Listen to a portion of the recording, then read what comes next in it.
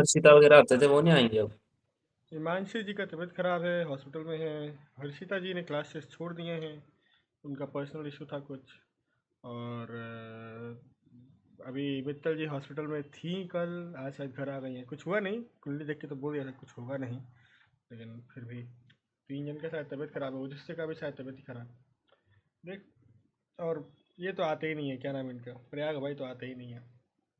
छोड़ो, स्टार्ट करते हैं। ओम पवित्रो पवित्रो वा सर्वावस्थांगो विवाह स्मरण पुंडरीकाक्षस्य सर्वमंत्र शुचिः। ओम वक्रतुंड महाकाय सूर्यकोटि सर्वप्रभ निर्विघ्नं कुरु मे देव सर्वकार्येषु सर्वदा। ओम विघ्नेश्वराय वरदाय सुरप्रियाय लंबोदराय सकलाय जगदिताय नागाननाय श्रुतियज्ञविभूषिताय गौरीसुताय गणनाथ नमो नमस्ते। ओम श्री परमात्मा नमः। ओम मंगलम भगवान विष्णु मंगलम कुरुंदजा मंगलम पुंडरीकाक्षाय मंगलाय तनोहरि। हरि ओम नमः शिवाय, हरि ओम नमः शिवाय, हरि ओम नमः शिवाय। जय बाबा काल भैरव की जय। ओके, आज हम करने वाले हैं कन्या लग्न। हर हर महादेव शंभु, काशी विश्वनाथ गंगे। यार यहाँ मज़ा नहीं आ रहा हमको कोलकाता में वापस आके। मन कर रहा है वापस चले जाए। यहाँ पर मज़ा है ही नहीं, कुछ नहीं है यहाँ पर, मज़ा एकदम नहीं आ रहा, एक पुट्टी का नहीं आ रहा मुझे। सिर्फ पढ़ो दिन भर और चार्ट्स देखो क्लाइंट के, बस यही ज़िंदगी रह गई है अब। ठीक है, ऐसा भी सुकून है अपना, लेकिन सोच रहा हूँ काशी शिफ्ट हो जाऊँ, बनारस ही शिफ्ट हो जाऊँ। चलो आज हम लोग बात करने वाले हैं, कर्क हो गया है, कन्या लग्न।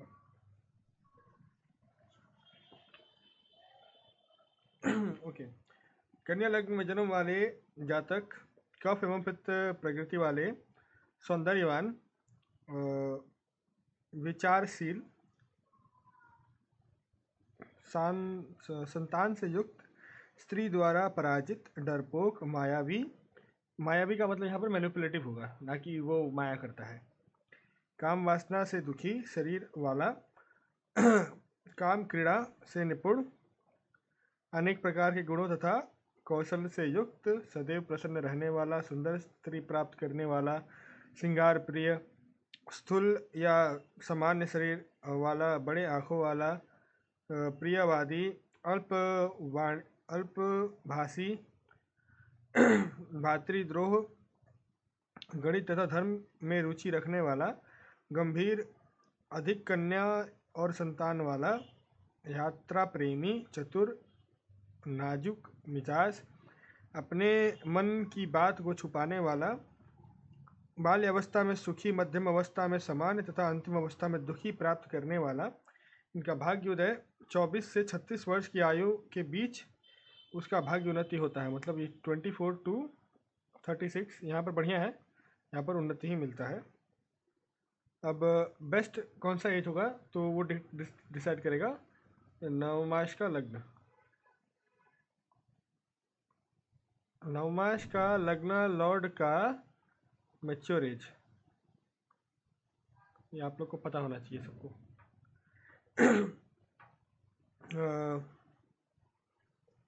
इस काल में वह अपने धन ऐश्वर्य से वृद्ध होता है। मतलब नॉर्मली भी इस जो ये होता है टाइम पीरियड, इसमें वो धनवान रहेगा क्योंकि उसका 9th हाउस बलवान रहेगा। चलिए अब आगे बढ़ते हैं। वृश्चिक, तुला, कन्या। सर आपने जो समझाया था ये नवमांश का भाग्योदय, तो हम्म। इससे D9 लाइफ हमारी स्टार्ट होती है, इसी से हाँ कि हाँ, अलग उसी होता उसी है? समय होता है, उसी समय होता है। सब कोई बोलता है कि मतलब 32 के बाद होता है, इसके बाद होता है, नहीं। जैसे देखो मैं एग्जांपल दिखाता हूँ, कुंडली बने रहना। चलो, देखो इसमें ऐसा है, इसमें आपका दो चीज़ें देखनी ज़रूरी है। पहले तो देखो कि ये आपके लग्न जो चार्ट है उसका 9th हाउस में क्या क्या है, ठीक है।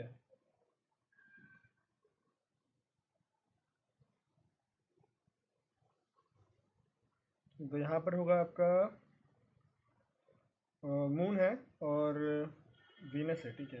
तो इन दोनों का मेच्योरिटी एज। और उसके बाद देखो नवमशा में तो पड़ रहा है आपका जो शत्रु है, क्या नहीं, लग्न लॉर्ड ही है। तो एक्चुअली नवमशा का जो ट्रिगरिंग होगा वो इन दो पीरियड्स के बीच में होगा, नॉट एग्जैक्टली ऐसा है कि ठीक नवमशा ही डिसाइड करेगा चीज़ें, मतलब तीनों मिला के, जैसे एक आपको एक बीच में आधार पे कहीं पे जाना पड़ेगा। तो चंद्रमा का जो मेच्योरिटी एज होता है वो होता है 24, लिख लेते हैं, चलो एग्जाम्पल ले लेते हैं, ठीक है। तो मून का हो गया आपका 24, उसके बाद मर्क्यूरी का हो जाता है आपका वीनस 25 से 27, वीनस हो जाता है आपका 25 से 27,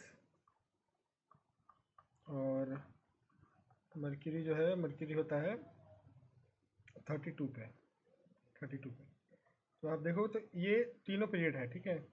लेकिन एक्चुअली इस लगने के लिए जो मेच्योरिटी एज होगा वो होगा 27 से लेके 32 के बीच में, नवमास ट्रिगर होगा पीकिंग एट 32। ऐसे करके आपको दिखाना पड़ता है तो ऐसे। सर फिर लगने के रूल इस पे अप्लाई नहीं होंगे क्या?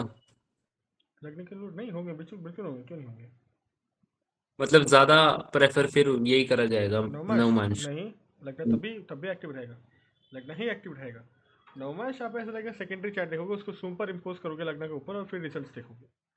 मतलब ऐसा होगा कि नवमास के भी रिजल्ट आने चालू हो जाएंगे, बात यह है। फिर अच्छा, आपको उससे पहले नहीं?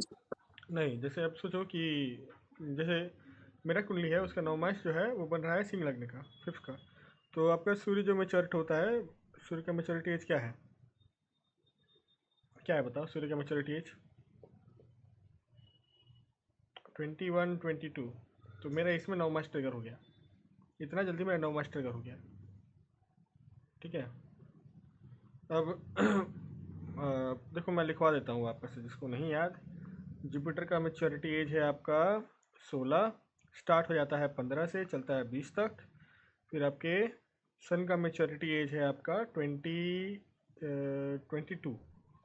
चंद्रमा का मेच्योरिटी एज है आपका 24, वीनस का मेच्योरिटी एज है 25, 25 to 27। फिर वीनस हो गया, फिर हो गया मर्क्यूरी। मार्स कर लेते हैं, मार्स का मेच्योरिटी एज हो गया आपका 27, 28, स्टार्टिंग फ्रॉम 28 to 31। उसके बाद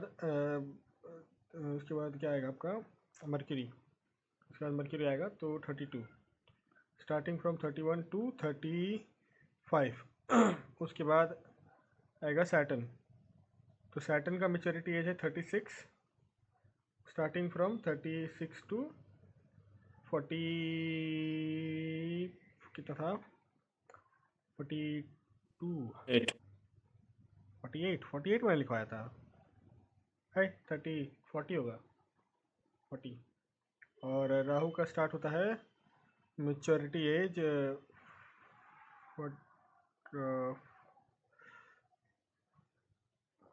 42 से लेके 42 में मेच्योर, 42 से लेके 5 साल, 47।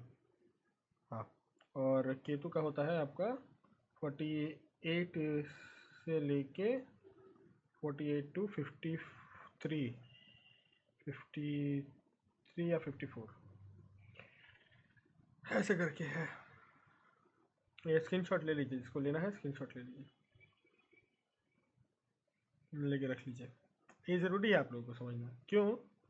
तो जैसे सोचिए मैं ये कुंडली आपको दिखाता हूँ फॉर एग्जांपल, तो देखिए अब आपको पता है कि हाँ, जॉब के लिए कौन से हाउस से रिस्पॉन्सिबल है, ये हम लोग कन्या लग्न ही था ना, तो कन्या लग्न ही हम लोग स्टडी कर लेते हैं, ठीक है। अब देखिए ये कन्या लग्न है, लेकिन अब देखिए कि इसमें सबसे जल्दी जो प्लैनेट मेच्योर होगा वो कौन सा होगा, तो जुपिटर होगा। कितने एज में, तो आप बोलोगे 16 साल में। तो इसके फैमिली में कोई बड़ा इवेंट हुआ होगा, या फिर पैसे से रिलेटेड कोई बड़ा इवेंट हुआ होगा इसके लाइफ में एट द एज ऑफ 16, मतलब 15 से लेके 20। अब उसके बाद कौन सा प्लैनेट एक्टिवेट होगा, तो सन, सन है एकादश भाव में, राइट। एकादश भाव और कर्क राशि है इसका, तो ठीक है वो।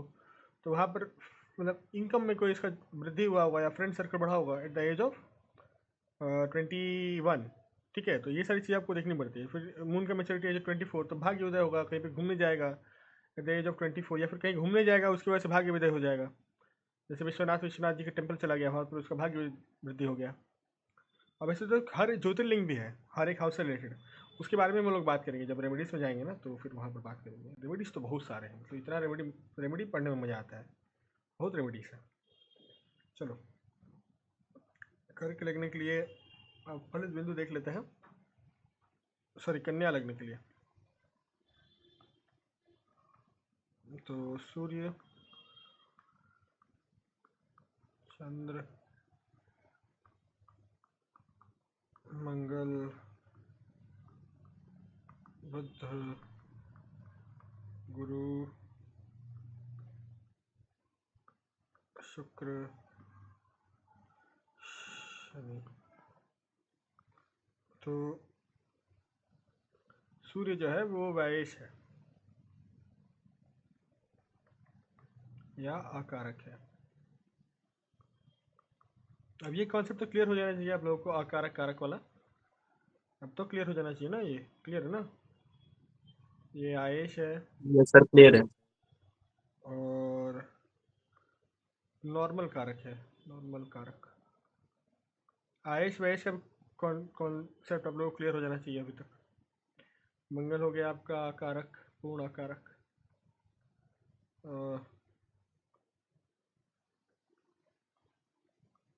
ये तब का त्रिशडाया भी है, त्रिशडायेश। ऊपर से अष्टमेश भी है, इथॉस लॉर्ड भी है। बुध आपका लग्नेश है, राजेश है, कारकेश है, तो ये बहुत बढ़िया है।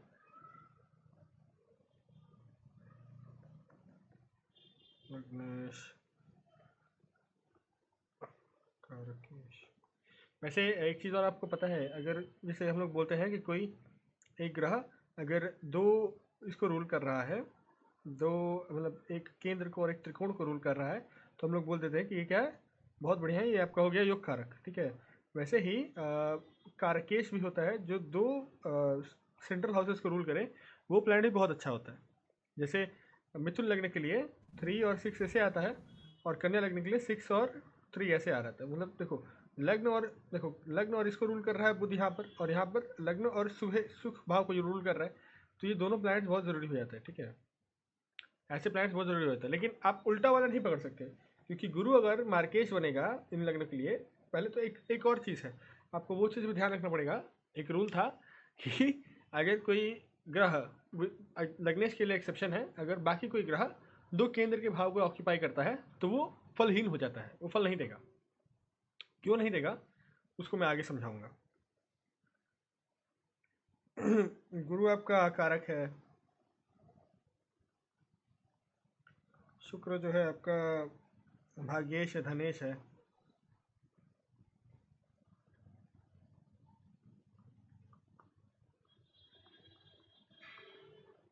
शनि आपका पंचमेश षष्ठेश है,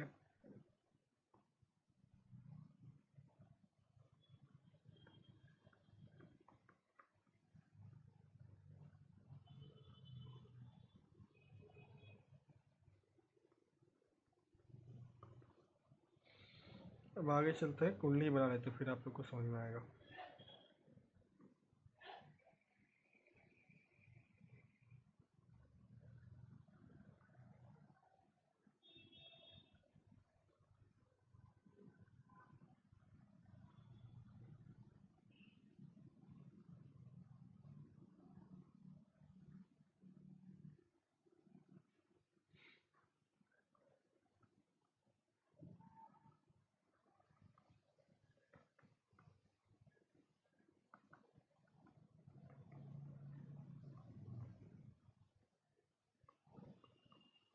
अब देखो, जो गुरु था वो आपका मारक भी हो गया और सुख स्थान का मालिक भी हो गया, तो एक जगह पर वो पीड़ा दे रहा है, एक जगह पर वो बचा रहा है, तो ये फलहीन हो जाता है गुरु।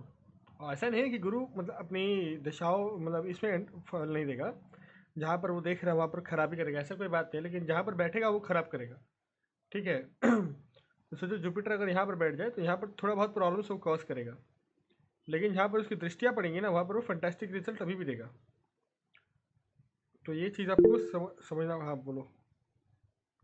सर ऐसे आपने बताया कि जहाँ बैठेगा खराब करेगा, तो वो ये थोड़ा है कि पूरा ही खराब करेगा, वो थोड़े कम रिजल्ट दे सकता है। नहीं नहीं, खराब करेगा। अच्छा, पूरा। पूरा नहीं, पूर्णता नहीं, मतलब जैसे आपको देखना पड़ेगा कि क्या है कैसा है, मतलब जैसे अगर सोचो यहाँ पर बैठ गया तो खराब करेगा।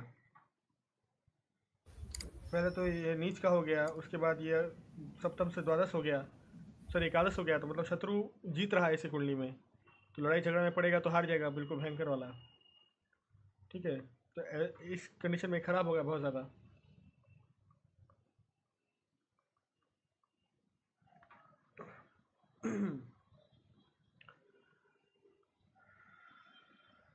मतलब स्पाउस से भी दिक्कत हो सकती है इसको, अगर आप अगर ऐसे देख। उस पोजीशन में रहता तो हाँ। हाँ, उसी पोजीशन में बता रहा हूँ। वो ऐसे पोजीशन में मैंने देखा है, मैंने दो चार्ट्स देखी हैं ये पोजीशन में, दो चार्ट्स, स्थान संतान नहीं है, संतान है ही नहीं। दो चार्ट्स मेरे पास है अवेलेबल, संतान नहीं है। एक चार्ट में एक योग था, क्योंकि सैटर्न भी यहीं पे बैठा हुआ था तो नीच भंग हो गया था, लेकिन तब भी क्योंकि सैटर्न था रेट्रो और ये नीच, और ऐसा नहीं था कि ये जुपिटर नीच होकर रेट्रो था, नहीं, ऐसे ही था। और ये था तो, नहीं सॉरी, नहीं सैटर्न यहाँ पर नहीं था, सैटर्न यहाँ पर था और रेट्रो था। अब यहाँ पर ये जो ऑफिस, ये जो कुंडली था, ये एक आईपीएस ऑफिसर की बीवी का कुंडली था, बच्चा नहीं हो रहा था। तो बताइए इसका उपाय क्या हो सकता है।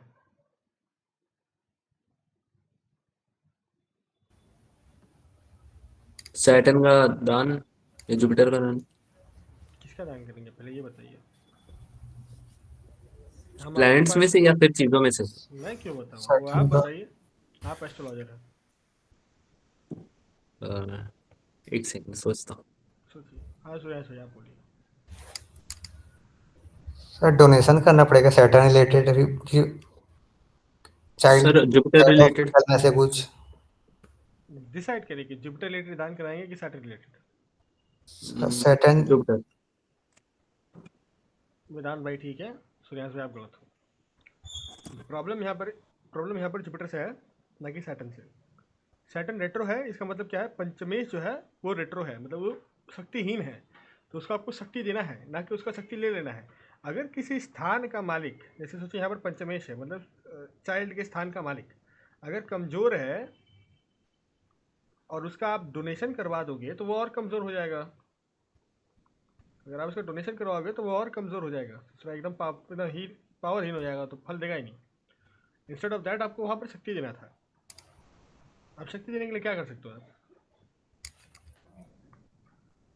अब ये बताइए कि शक्ति देने के लिए क्या कर सकते हो। मंत्र जाप। मंत्र जाप, ओके, वन ऑप्शन, अच्छा ऑप्शन है, और बहुत ही सटीक ऑप्शन है ये। और अच्छा ये बताओ, शनि जेमस्टोन। शनिदेव पे तेल चढ़ाना, इससे क्या हम्म। होगा, पावर कम होगा या बढ़ेगा। बढ़ जाएगा। बताओ बताओ, शनिदेव पे जो आदमी ले जाके सरसों के तेल चढ़ाते हैं, आप लोगों को पता ना जी कि सरसों का तेल जो है वो भी शनि का ही ऑब्जेक्ट है, और शनिदेव तो शनिदेव है ही। तो अगर मैं ले जाके सरसों का तेल शनि के शनि जीव के ऊपर चढ़ाऊँ तो इससे होगा क्या, पावर बढ़ेगा या घटेगा। सोचो, ठीक है, मुझे 1 मिनट बाद बताओ, आप लोग सोचो, बढ़िया से सोचो, यही सब तो काम में आएगा। हर महादेव शंभु, काशी विश्वनाथ गंगे, हर महादेव शंभु।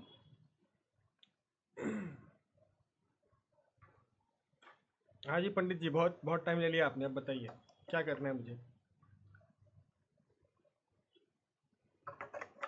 शनिदेव पे चढ़ाऊँ तेल कि ना चढ़ाऊँ। सर चढ़ा सकते हैं। चढ़ा सकते हैं।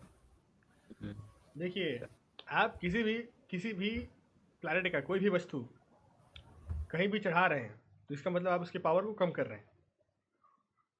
ठीक है, बात को समझिए पहले। अब बोलेंगे कैसे, एक चीज़ बताता हूँ।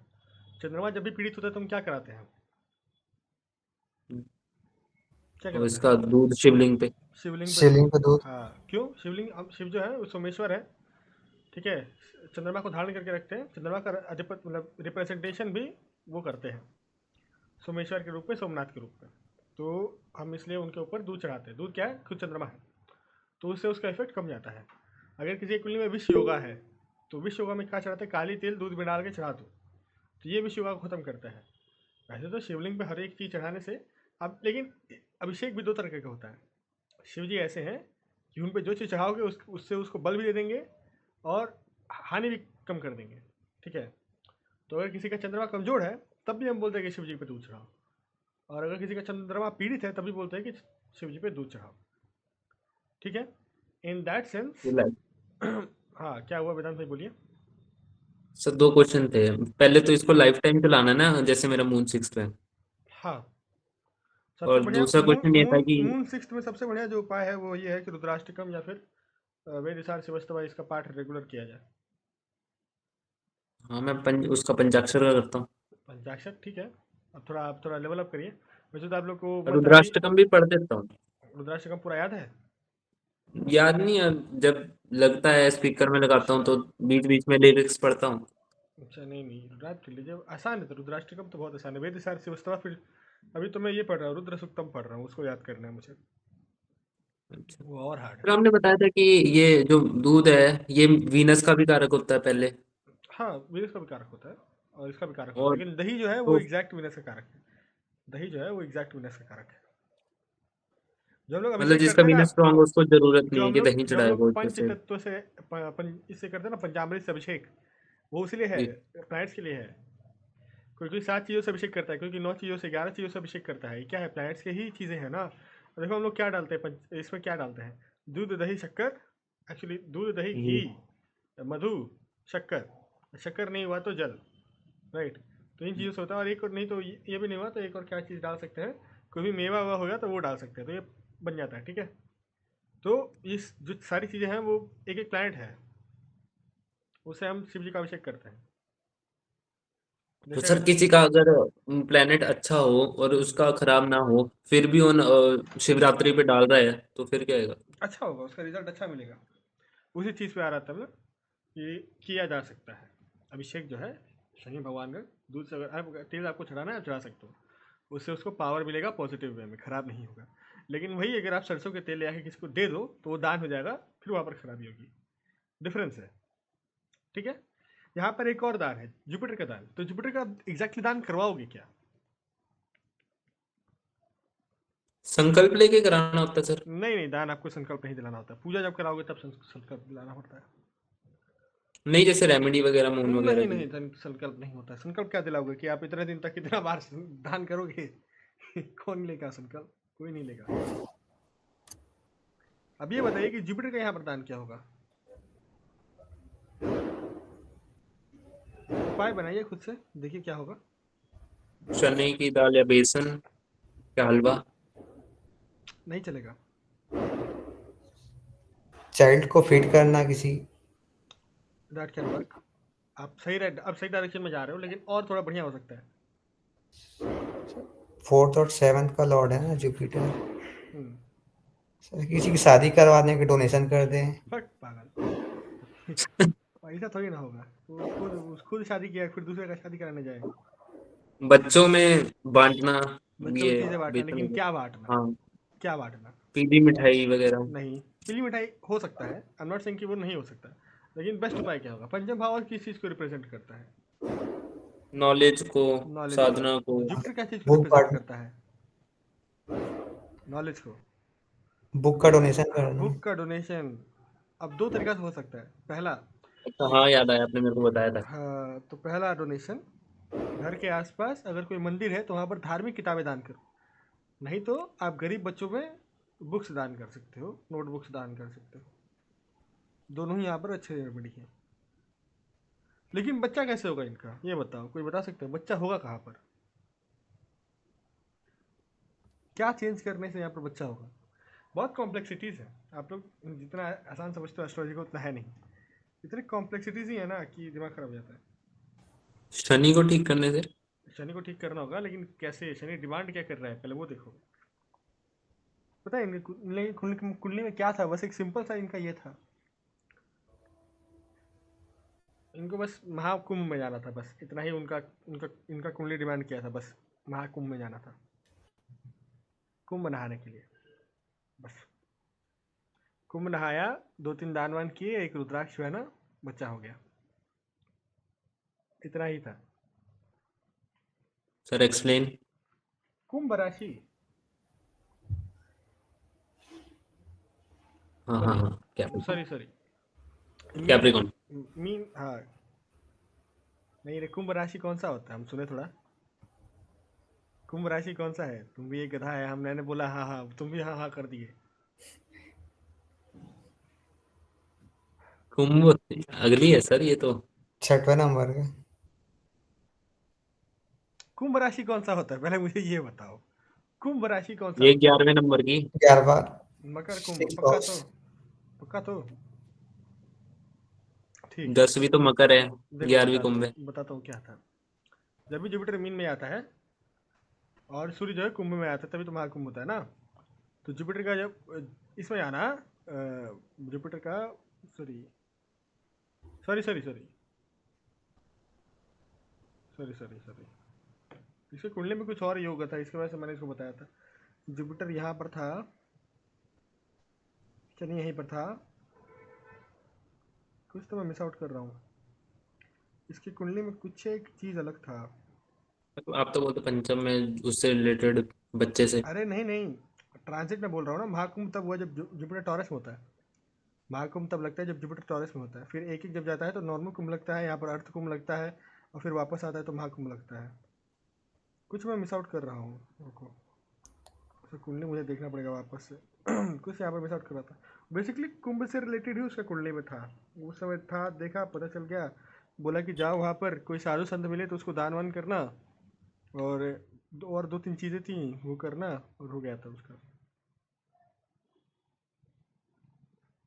महाकुंभ किस साल था, इस साल था कि पिछले साल था? पिछले साल था ना? पिछले साल था। नहीं, इस साल था। इसी साल था पक्का? हाँ सर, हम्म। जनवरी में था ना।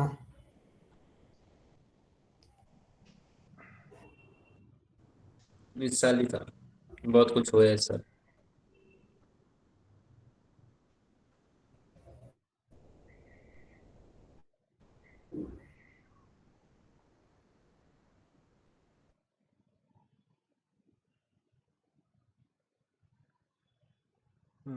रुको,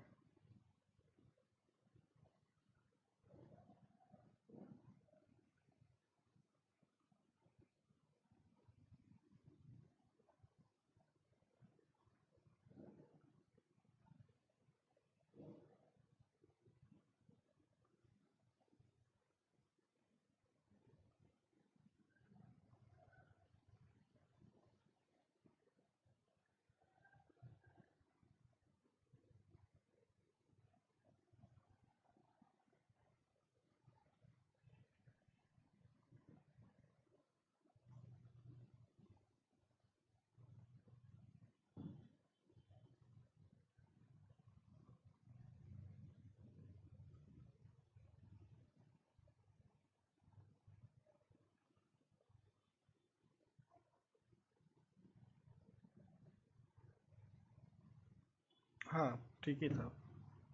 जुपिटर यहाँ पर था, सूर्य यहाँ पर था। जुपिटर तो ऐसे यहाँ पर है इसकी कुंडली में नेगेटिव पोजीशन, सूर्य यहाँ पर था, इस वजह से। हाँ, एवरीथिंग इज ओके, ठीक है। उसी समय उसको बच्चा लेना था, हाँ ये ठीक है, यही था।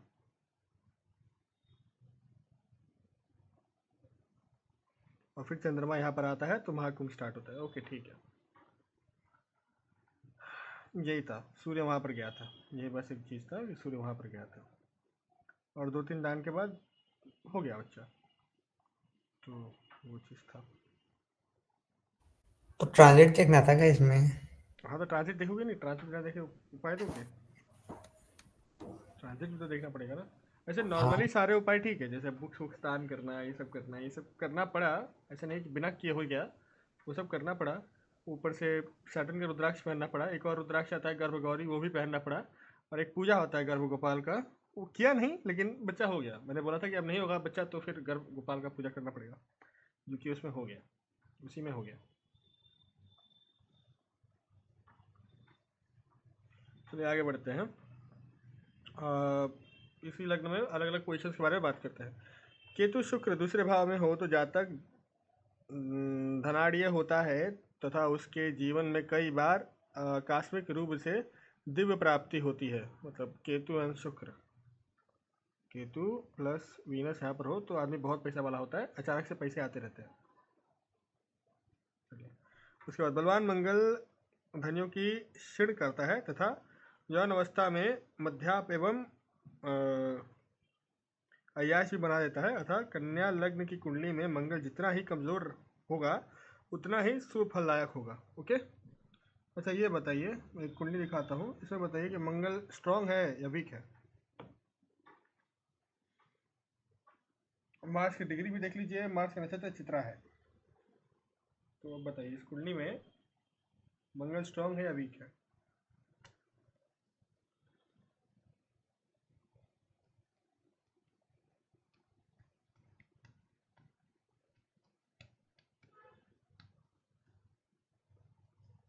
जल्दी बताइए। वीक है थोड़ा। वीक है, अच्छा। आप सैटर्न मैलेफिक भी होगा ना। सैटर्न बेनिफिक है ना, और ठीक ठाक है ना, बेनिफिक है ना मैलेफिक है, उससे मतलब रिलेशन है ही नहीं। सिक्स लॉर्ड भी है ना, 6 और 8 लॉर्ड का कंजक्शन लगन में। हम्म, और इसका चित्रा नक्षत्र। चित्रा किसका नक्षत्र है। नहीं, मैं देख रहा था। तो चित्रा किसका नक्षत्र है, मैं तो आपसे पूछ रहा हूँ ना, चित्रा किसका नक्षत्र है। सर नक्षत्र तो बड़े ही नहीं अभी। चित्रा मंगल का ही नक्षत्र है। मंगल के 3 नक्षत्र हैं, मृगशिरा, चित्रा और धनिष्ठा। अब बताइए, देखिए तृतीय भाव से वो एकादश है। पता है इस जातक का क्या हुआ था। इस जातक को ब्रेन हैमरेज हुआ था। दिखाई पड़ रहा है कहाँ पर। 6th house Lord, 8th house Lord लग्न में बैठे हुए हैं, दोनों के दोनों खराब है, आकारक है। ब्रेन हैमरेज तो होना ही था। दशा चढ़ी थी शनि की, शनि में सॉरी, हाँ शनि में मंगल आया था कि शनि में बुध मंगल आया था, तब हो गया था ये दशा, मतलब इसका ब्रेन हैमरेज। या तो को ब्रेन हैमरेज हुआ था। दिखाई पड़ रहा है ना लग्न में, तो आपको दिखाई पड़ रहा है। सर प्रत्यंत्र दशा का रोल होता है इसमें कुछ? होता नहीं है, बिल्कुल होगा। प्रत्यंतर 3 दशा इंपॉर्टेंट होती हैं, महादशा, अंतरदशा, प्रत्यंतर दशा। सूक्ष्म दशा प्राण दशा है, उतना कैलकुलेशन बैठा नहीं होगा, दिमाग खराब हो जाएगा। तो 3 दशा देख के खत्म कर दो काम, उसी में आप कहीं ना कहीं तो उसके बीच में काम होगा। प्रत्यंतरा कितनी बड़ी होती है, 1 महीने से बड़ी होती है, 1 से 2 महीना बड़ी होती है, कभी कभी 3-4 महीने की होती है, डिपेंडिंग ऑन द महादशा। तो उसी के बीच में आपका काम हो जाएगा। तो बताइए मंगल जो है स्ट्रांग है कि वीक है। मिड में है, ठीक है। मिड में है, यही है, मिड में ही है। तो यहाँ पर हमको क्या करना चाहिए मंगल का। मंगल को थोड़ा सा अब ये थोड़ा बताइए सा दान कराना ये चाहिए। आदमी कितना मांगलिक है, पूर्ण मांगलिक है, क्षीण मांगलिक है, क्या है। पूर्ण मांगलिक है। पूर्ण मांगलिक का मतलब पता है आपको। वो छीन है। सर नवमांश भी देखना पड़ेगा ना उसके लिए तो नवमा फिर, तो सॉरी एकदम। वो मून का हाँ चार्ट। तो मून देखो, मून का। मून मून देखो से आप। 5th है। मून से 5th में है। 6 मांगलिक है। हाँ तो क्षीण मांगलिक है, शिव लग्न से मांगलिक है। लेकिन अब इसका ये मंगल दोष ना बहुत भयंकर है। क्यों, क्योंकि मंगल जो है अष्टम भाव का मालिक है, तृतीय भाव का मालिक है। ठीक है, तो ये मांगलिक दोष थोड़ा ज़्यादा हो जाता है इसके लिए। लेकिन हम लोग तब भी उसको बोलेंगे क्षीण मांगलिक है, लेकिन मंगल का दान करना पड़ेगा शादी से पहले, फिर मंगल की पूजा करनी पड़ेगी शादी से पहले। ठीक है, इस लग्न के लिए क्योंकि मंगल ज़्यादा भयंकर है तो हम लोग ऐसे करके बोलते हैं। मंगल का दान करना ही पड़ेगा इसको, ऐसा नहीं कि नहीं करने से चल जाएगा, नहीं करना ही पड़ेगा आपको। तो मंगल के क्या दान होंगे, कोई बताओ हमको। ब्लड डोनेशन कर सकते हैं। ब्लड डोनेशन कर सकते हैं, इस आदमी का खुद ही सर्जरी हो रहा है, अब क्या ब्लड डोनेशन करेगा ये। मैं चलने फिरने लायक भी नहीं है। ये चलने फिरने लायक है, रिकवरी हो रहा है, लेकिन मंगल के डोनेशन क्या करा सकते हैं। सबसे बढ़िया तो उपाय क्या है मंगल का। मंगल का सबसे बढ़िया उपाय है कि हनुमान जी को 16 चढ़ाओ, तेल सिंदूर चढ़ाओ मंगलवार के दिन। वो तेल आता है चमेली का, और सिंदूर मंगल का लाल रंग है, तो हनुमान जी को चढ़ाने से शांत हो जाता है मंगल। सबसे बेस्ट उपाय है। और ऑब्वियसली बूंदी का लड्डू हो गया, वो दान करा के बटवा दो, फिर मतलब चढ़ा के हनुमान जी को बटवा दो मंदिर में, घर मत लेके आओ। मंगल का बेस्ट फूल डोनेशन होता वगैरह भी चढ़ा सकते हैं, रेड थिंग्स मतलब। है। रेड थिंग्स को क्या दान करोगे आप, बताओ हम लाइक बताते गुड़हल का फूल भी होता है लाल तो। हैं। नहीं, और हाँ वो ठीक है, वो ठीक है, लेकिन मंगल का डायरेक्ट रिप्रेजेंटेशन वो नहीं है। हनुमान जी को वही चोला, हनुमान जी को सिंदूर चूड़ा, सिंदूर, तेल, चमेली और का तेल, चमेली का तेल मिक्स करके। और भी कोई और चीज़। रेड राइस भी जो हाँ है रेड राइस भी सही है, दान वो उसका। डोनेशन सही है। लाल जो बूंदी के अरहर, लड्डू तो वही है। अरहर की जो दाल आती है ना लाल वाली, क्या बोलते हैं उसको पता नहीं, वो डोनेशन भी सही है यहाँ पर। हाँ। मसूर की दाल, सर मसूर की दाल लाल होता है ना, पता नहीं, तो वो डोनेशन भी सही है यहाँ पर। गंधित चीज़ें, ठीक है, जो इसको इत्र बोलते हैं ना, जो भगवान को चढ़ता है, वही मंगल का रिप्रेजेंटेशन है, उसको भी आप दान कर सकते हो। लाल चीजों में तो सर पपाया आएगा क्या? नहीं पपाया नहीं, नहीं आएगा। वो तो जुपिटर हो जाएगा फिर। नहीं पपाया चढ़ता नहीं है एक्चुअली। अच्छा। पपाया पपीता जो है वो चढ़ाते नहीं है, नियम नहीं है। हम्म, भगवान को वही पता है, भगवान ही ने सारे फल बनाए हैं, किसके बॉडी से सारे फल बने हैं? सूर्य नारायण जो है ना, उनके उनके बॉडी से सारे फल बने हैं। उनका भी कहानी है एक, सुनाऊंगा किसी दिन। वाटरमेलन। वाटर मिलन नहीं चलेगा, नहीं चढ़ता है वो, चढ़ता नहीं है। वो लाल होता है अंदर से। लाल होता है लेकिन चढ़ता नहीं है। लीची में भी प्रोबेबली। चलो आगे बढ़ते हैं।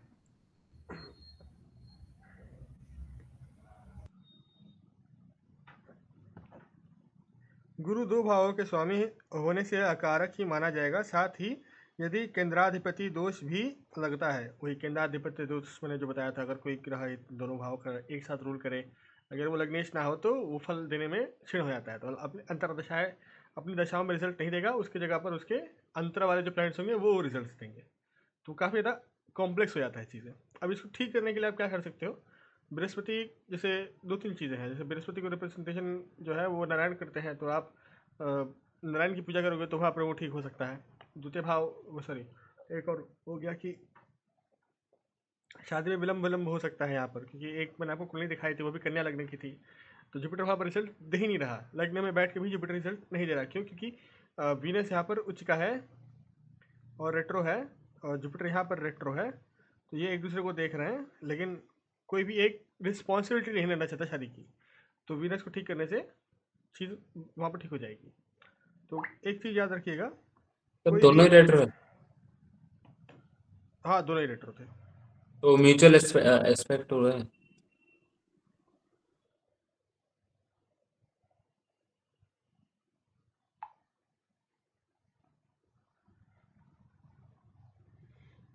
हाँ म्यूचुअल एस्पेक्ट है दोनों का। उसके बाद पंचम, ये वाला हटा देते हैं हमको। आप कुछ बताए थे वीनस का। हाँ विनस का, यहाँ पर क्या करना होगा, विनस के लिए स्टोन पहन लो, बस बात खत्म हो जाएगा। उसके लिए वही उपाय ही है उसका कुंडली में, अगर नहीं होगा इस बार शादी तो नहीं होगा फिर। पंचमेश या एकादश भाव में शनि हो तो व्यक्ति को लड़कियों की बहुत होती है तथा पुत्र सुख में बाधा आती है। मतलब सैटर्न यहाँ पर या यहाँ पर बेसिकली एस्पेक्टिंग पूर्ण दृष्टि से एस्पेक्टिंग फिफ्थ हाउस, तो वहाँ पर पुत्र होने में, पुत्र उत्पन्नता में दिक्कत आएगी। उसके बाद छठे भाव में राहु हो तो जातक प्राय बीमार बना रहता है। राहु यहाँ पर ठीक है। Although this is very good for, क्या कोई बता सकता है? शत्रु। सर कैरियर के लिए। कैरियर के लिए? कौन से टाइप के कैरियर? सर हीलिंग सतभिसा में नहीं होगा तो। नहीं नहीं नहीं, हीलिंग कहाँ से? सब बीचा हीलिंग कहाँ है? तो केतु का काम है हीलिंग, सब बीचा। Medical field. Medical field not exactly, कुछ और इसका आंसर है। सिक्स हाउस में क्या आता है हमारे? आर्मी। सिक्स हाउस में क्या आता आर्मी, है? वॉर। नहीं वॉर। नहीं, कॉम्पिटिटिव बना देगा। कॉम्पिटिटिव एग्जाम्स, कॉम्पिटिटिव, कोई भी सर्विस जिसमें कॉम्पिटिटिव नेचर लगता है, वहाँ पर ये आदमी अच्छा कर लेगा। सर वॉर में भी तो जा सकता है। वॉर में जा सकता है अगर मंगल सपोर्ट करे तो, जैसे मंगल अगर तृतीय भाव में है तो आदमी वॉर की तरफ ही जाएगा। चलिए उसके बाद, यदि गुरु छठे, दूसरे, आठवें या 12वें भाव में हो तो व्यक्ति की गृहस्थ जीवन दुखमय ही देखी गई है। तो जुपिटर का बोला जा रहा है, ये हटा देता हूँ। जुपिटर छठे, दूसरे, आठवें या 12वें भाव में। तो व्यक्ति व्यक्ति का जो दाम्पत्य जीवन है वो दुखमय है, और ये तो ऑब्वियसली समझ में आ रहा है। यहाँ से एकादश है, यहाँ से आपका छठा है, यहाँ से आठवां है, और यहाँ से द्वितीय है, तो दुश्मन हर समय जीत जा रहा है। तो ये तो समझ में आने वाली बात है। आप जनरली भी अगर ऐसा कोई पोजीशन में देखो सप्तम भाव के स्वामी को, तो समझना कि ऐसे ही कुछ होने वाला है उसके दाम्पत्य जीवन। लेकिन क्या आप खुल के बता दोगे उसको? नहीं। सप्तम भाव का स्वामी इसमें छठे में। हाँ, सप्तम हाउस, सेवन्थ हाउस का लॉर्ड अगर आपके सिक्स में बैठा हुआ है, तो इसका मतलब क्या हुआ? दाम्पत्य जीवन में प्रॉब्लम आएगी। किस तरह की प्रॉब्लम आएगी? इसके शादी के बाद अगर नौमास भी वैसा ही है, शादी के बाद जो इसकी स्त्री का जो हेल्थ रहेगा वो बहुत ज़्यादा खराब रहेगा। सेवन्थ हाउस का लॉर्ड अगर सिक्स में बैठा हुआ है, तो ये आदमी बार बार केसेस हार सकता है। वैसे एक नहीं, सॉरी, केसेस जीत जाएगा, लेकिन वही जो मैरिज है वो बार बार ड्रैग होगा टूवर्ड्स रोग रिपुरेण, या फिर 6th house is also jail, या फिर पुलिस यात्रा, वो सब आ जाती है वहाँ पर। ठीक है। मतलब और 8th में भी होना मार्च में अगर।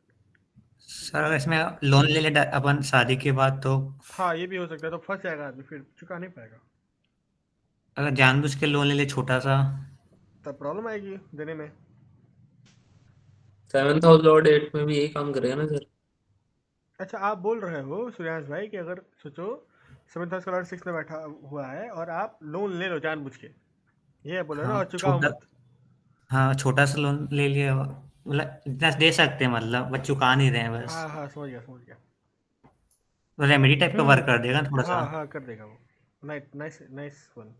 काम करेगा वो रेमेडी टाइप, कि प्लान का आपने फुलफिल कर दिया एक चीज़, तो वो दूसरी चीज़ को ट्रिगर नहीं करेगा। Yes, nice one, this is a nice one.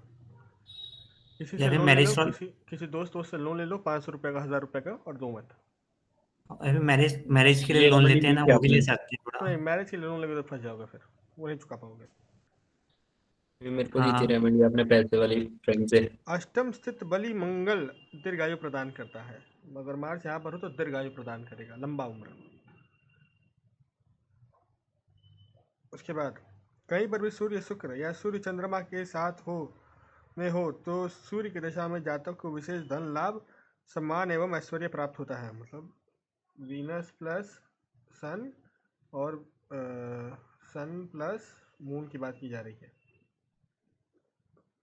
अगर ऐसा कहीं भी बैठा हो कुंडली में, इसके कुंडली में है क्या? वीनस राहु हो गया, मार्स यहाँ पर आ गया, सन अकेला चला गया, नहीं, इसके कुंडली में नहीं है।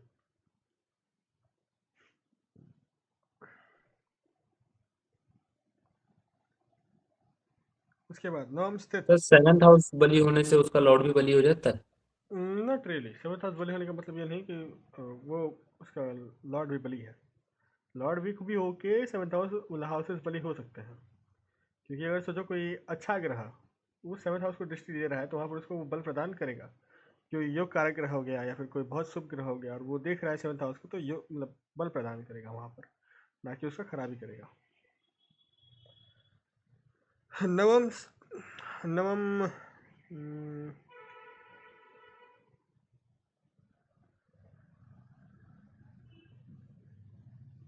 ओके, सो एक और सूत्र है कि अगर सूर्य और विनस यहाँ पर है, तो सूर्य की दशा में आदमी तरक्की करेगा, और विनस की दशा में आदमी भिखारी भी हो सकता है।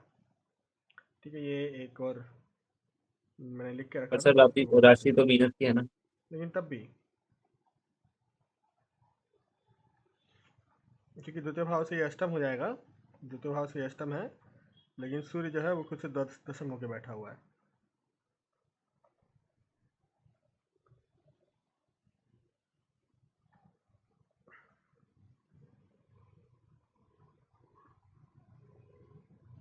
एक और चीज़ है ना, क्योंकि देखो टॉरस में जो है कृतिका यहाँ तक आती है, ठीक है, लेकिन भरानी तो यहीं पे ख़त्म हो जाती है। बहुत सारी चीज़ें हैं यहाँ पर, एक कोई आंसर है नहीं, बहुत सारी चीज़ें हैं यहाँ पर। चंद्र और शुक्र सप्तम में भाव में हो, गुरु 11वें भाव में हो, तथा सूर्य अष्टम भाव में हो, तो जातक को श्रेष्ठम ससुराल से पूर्ण धन लाभ तथा सुंदर एवं सुयोग पत्नी प्राप्त होती है। तो यहाँ पर स्पेसिफिक बताया हुआ है, ठीक है।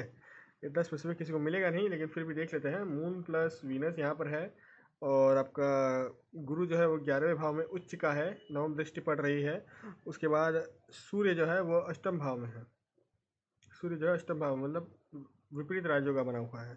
तो ससुराल से पूर्ण कि यहाँ पर ये भी एग्जॉल्टेड है, ये भी एग्जॉल्टेड है, और ये भी एग्जॉल्टेड है। बाप रे बाप, ऐसा होगा तो भयंकर, तो कुंडली ऐसी बन गई। इतना मिलेगा नहीं किसी को, मिल गया तो मुझे मुझे, नहीं मिले तो फिर ऐसे व्यक्ति की संबंध पत्नी के अतिरिक्त अन्य कई स्त्रियों के जीवन पर भी बना रहता है। ये तो समझ में आ रहा है कुंडली देख के। आज एक जन का सुबह मैंने कुंडली हम्म। देखा। हाँ, उसकी कुंडली देखते ही मतलब उसने पूछा कि लव लाइफ कैसे चल रही, तो मैंने बोला किसी कोई लड़की है लाइफ में, तो उसने बोला हाँ। मैंने बोला उसके साथ कर रहे हो, फिजिकल हो रहे हो, तो उसने बोला हाँ। वो बोल रहा है, मुझसे पूछ रहा है कि पंडित जी ये भी पता चलता है। हमने बोला हमको सब कुछ पता चलता है, बस बताते नहीं है, बताकर फायदा है नहीं। जितना बताओगे, अभी लोग क्या करते हैं ना कि मैं बोलता हूँ आगे क्वेश्चन से लिख के रखिए, क्वेश्चन बता देता हूँ, आंसर बता देता हूँ, अब उसके बाद वो बोलते हैं पंडित जी आप बताइए। अब मैं बताना चालू करता हूँ, बकते रहता हूँ, वो बोलते हैं और बताइए। कुछ समय बाद बोलते हैं फिर और बताइए। मैं बोल रहा हूँ मैं ही तो बोल रहा था, तो बोलते हैं कि सुनने में मज़ा आता है, आप बताइए। ये क्या मतलब हुआ? हाँ सर, मेरे साथ भी सेम हुआ था। अब मैं आपकी सुने जा रहा था, जबकि आप बता रहे थे कि तेरा डाइवोर्स भी हो सकता है। वो हो मैं खुशी सकता से है, सुनता हूँ। वो हो सकता है, अगर क्योंकि आपका नौमंश है उतना सपोर्टिव नहीं है। अगर वही तो। यहाँ पर वीनस प्लस जुपिटर हो, दोनों चतुर्थ भाव में हो, तो गुरु शुक्र की दशाएं उत्तानदायक होती है, मतलब बहुत ज़्यादा राइज देगी। मुझे समझ में आता है। दूसरे भाव में शनि हो तो शनि की दशा में शिष्ट धन लाभ की प्राप्ति होती है। सैटर्न यहाँ पर हो तो इसकी कुंडली में था क्या? नहीं, सैटर्न लग्न नहीं था, बेचारा पूरी तरह से किस्मत इसका फूटा हुआ है। उसके बाद बुध चंद्र शुक्र की स्थिति लग्न में भाव में सिस्टम रिजल्ट देती है। मतलब Venus plus mercury plus Venus plus moon, तो यहाँ पर सिस्टम रिजल्ट देगा। बहुत बढ़िया धन लाभ सब चीज़ के लिए बहुत बढ़िया है। उसके बाद लास्ट, यदि राहु नवम भाव में हो तो जातक तीर्थ यात्राएं करता है। कन्या लग्न में राहु नवम या दूसरे भाव में हो तो युग कारक रह सकता है, और ये दोनों स्थान के लिए ही विशेष शुभ फलदायक है। मतलब या तो राहु यहाँ पर हो या तो राहु यहाँ पर हो, तो ये विशेष फलदायक होगा, बहुत ही अच्छा माना जाएगा। ठीक है, चलिए अब दशाएं समझा दूँ या फिर भेज दूंगा पीडीएफ, उसी में समझ लोगे? पीडीएफ भेज दो सर, वो ज़्यादा हेल्पफुल रहेगी। अभी रुक जाओ, पीडीएफ में कुछ दिन में भेज दूंगा, ठीक है? सब खत्म कर दूँ ना, उसके बाद मैं भेज दूंगा। अभी तो किसी का यहाँ पर कन्या लग्न है नहीं। सूर्यास भाई आपका नहीं है ना कन्या लग्न? सर D9 में है। नहीं, D9 अलग चीज़ है, वहाँ पर एप्लीकेबल नहीं होगा। मर्क्यूरी की एक्टिवेशन पीरियड जो है वो एप्लीकेबल होगी। मर्क्यूरी का एक्टिवेशन पीरियड के मेच्योरिटी एज क्या है? 31 32। 32। उसमें आपका D9 एक्टिवेट होगा।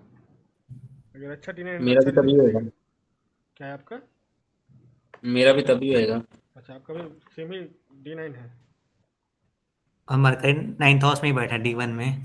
हाँ। नहीं, हाँ, तो पक्का तो 32 वही ट्रिगर होगा। अब ये चीज़ देखिए कि आप दोनों अपना अपना कुछ कुछ बातें बताइए और मैच हो गया। जैसे आप दोनों का हाइट क्या है? सर फाइव मेरा सिक्स 5'8". 5'6" और 5'8" हो गया। ठीक है, ऑलमोस्ट बराबर।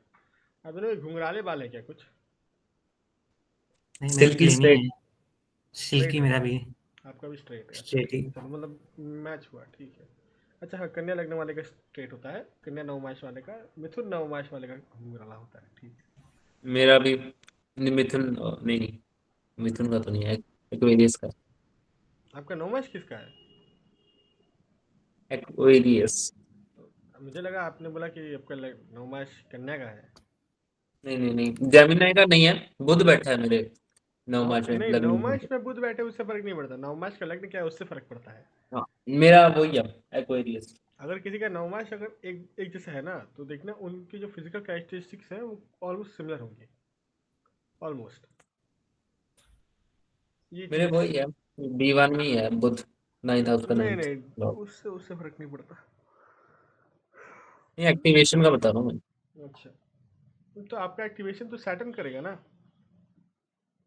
9th हाउस से देख रहा हूँ ना मैं तो। नहीं, 9th हाउस से फर्क नहीं पड़ता। हाँ, लग्न में देख सकते हो कि कौन सा ग्रह कहाँ पर बैठा है, किस हाउस को एक्टिवेट करेगा, वो अलग चीज़ हो गई।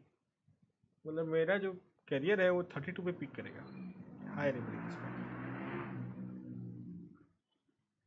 हाँ, लेकिन ये बात है कि जो भी चीज़ें हैं वो मेरे परफेक्टली बैठ जाती हैं, क्योंकि मैंने 16 साल की उम्र में भी कमाया था, 17 साल 18 साल बहुत अच्छे गए थे मेरे।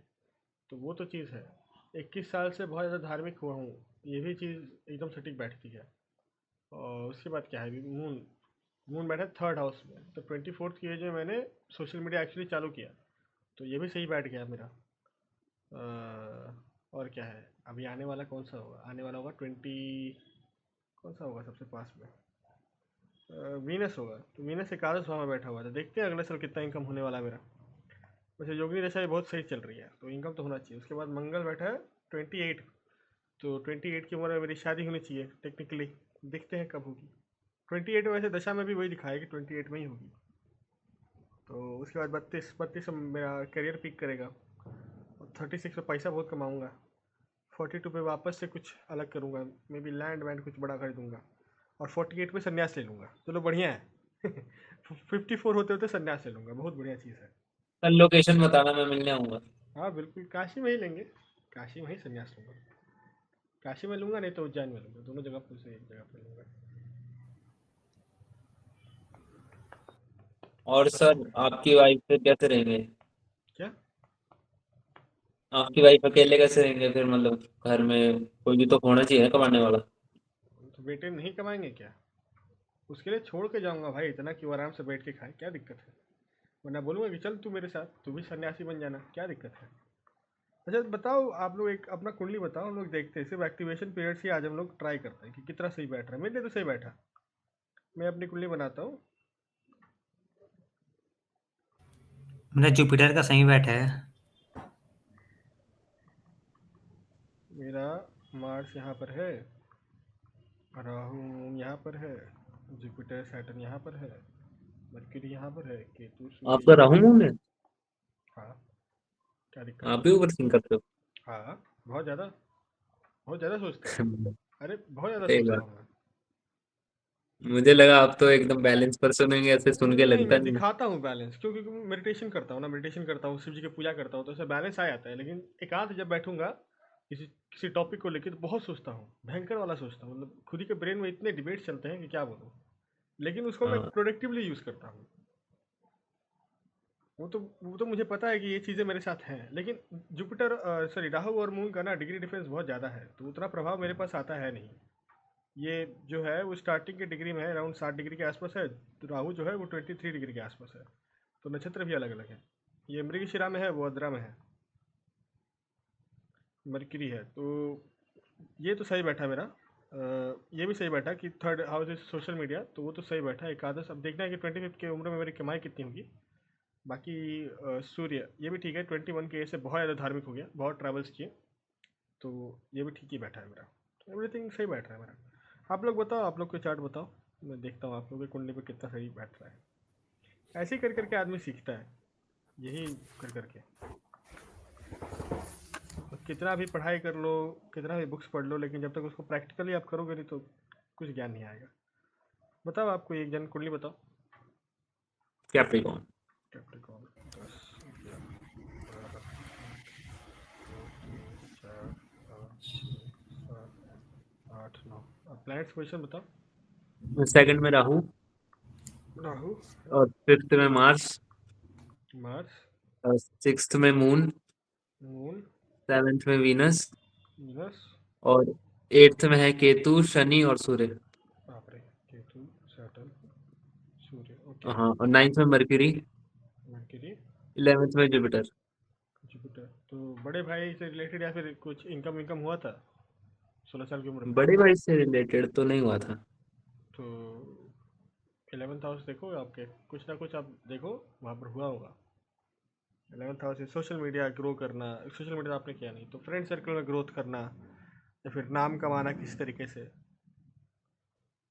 कुछ हुआ लाइक क्या? स्पिरिचुअली नहीं, ऐसा तो अभी कुछ नहीं हुआ। स्पिरिचुअल नहीं होगा यहाँ पर। नहीं नहीं, ऐसा तो कुछ नहीं हुआ। कुछ तो है जो आप मिस आउट कर रहे हो। नहीं नहीं, ऐसा तो कुछ नहीं हुआ था, मैंने देखा है 11th हाउस का सारा, नहीं हुआ था। 15 से लेके 20 तक, अब सोचो, या फिर हाँ, कुछ। न्यू फ्रेंड सर्कल बना था, हाँ हाँ, याद आ गया। ठीक है। और 22-21 साल हो गया आपके, तो आपका भी एज कितना चल रहा है? मेरा अभी एज है 18 और मेरा पिछले साल ही नया फ्रेंड सर्कल बना। अच्छा, तो एक्चुअली आप एस्ट्रोलॉजी के पूर्ण एस्ट्रोलॉजर ना 21 साल की उम्र में बनोगे, जो कि काफ़ी अच्छा है एक्चुअली। एक्सपीरियंस लेते लेते 3 साल अभी आपको हम्म, लगेगा, जो कि ठीक है। आपको बनाने में उतना आपका टाइम लगेगा, तो ठीक है, ये इस हिसाब से ये ठीक है। अच्छा। हाँ, और फिर 24 की एज में आपका मून ट्रिगर होगा, तो यहाँ पर मून आपको प्रॉब्लमेटिक क्रिएट करेगा। यहाँ पर आपको प्रॉब्लम होगी हेल्थ से रिलेटेड कुछ, यहाँ पर आपको प्रॉब्लम होगी हेल्थ से रिलेटेड 24 की एज में। कफ सिरप कफ वगैरह जो होता ही है बेसिक। नहीं नहीं, कुछ और भी हो सकता है, कि मारक भी है ना, अगर दशा भी आ गई तो और दिक्कत हो जाएगा। लेकिन नहीं, प्रेम होगा, दशा तो अब प्रेम कहाँ ही आएगी। प्रेम होगा आपका, रिलेशन कोई बनेगा 25th के एरी में, और बच्चा हो सकता है 27th में, तो मैरिज हो सकता है आपका 25th में, बच्चा हो सकता है 27th में। अरे वाह सर, बढ़िया है। मैं सोच के चला था 30 की साल में शादी होगी। ये एक ट्रिगरिंग पीरियड है, अगर नहीं होगा तो फिर बिजनेस आप स्टार्ट करोगे इधर, और 25th में आप कुछ इन्वेस्टमेंट करोगे, या फिर 27th में कोई एक आपका ये बन सकता है, क्या बोलते हैं, संबंध, प्रेम प्रेम कुछ हो सकता है, कुछ फाइन कर सकते हो 27th में। आपने उसको बिजनेस करने के लिए आपने मना किया था, बोला जॉब ही करोगे तुम। ऐसा बोला था मैंने? आपने बोला था नौमांश वगैरह सारा चेक किया था ना उस टाइम, आपने बोला था कि गवर्नमेंट जॉब भी क्रैक कर सकते हो और बिजनेस तो नहीं करना है। अच्छा, मैं जॉब ही करूंगा। दशमांशा देखा था तो बोला होगा, तब सही किया हाँ, होगा। फिर आपने वो भी देखा था कि 10th हाउस लॉर्ड 10th में ही है और वीनस और सैटर्न थे। दशमांशा में। हाँ, दशमांशा में अच्छा, लग्न में वीनस और सैटर्न थे। 10th हाउस लॉर्ड भी 10th में ही था। हाँ तो फिर ठीक है, बोल दिया है तो ठीक है। आपकी बातें मेरे को सारी याद है, मैंने एकदम गांठ बांध ली है, जिंदगी में यही यूज करूंगा।